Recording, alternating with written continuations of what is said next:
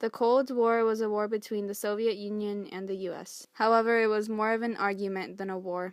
They basically tried to make each other look like fools. The US still had nuclear weapons from World War II. The Soviet Union was scared that the US might want to bomb them. So the Soviet Union decided to create their own nuclear weapons. The two countries kept trying to scare each other over and over.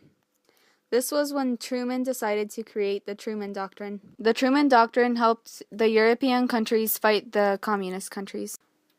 Non-communist countries also created a group called NATO, the North Atlantic Treaty Organization, which fought communist countries. The Berlin Wall was used to separate communist countries from non-communist countries. The war ended when the Berlin Wall was brought down. The fall of the wall not only ended the war, but it helped the citizens of Eurasia. As 1 in 5 citizens of the USSR were in the military, the end of the Cold War caused many of them to lose their jobs. The decline in the economy of the USSR made it harder for the citizens to live long and prosper. Russia started experimenting with nuclear weapons, including the atomic bomb. The Cold War ultimately led to the fall of the USSR. The Cold War also affected the United States. For instance, they spent a lot of money on their military.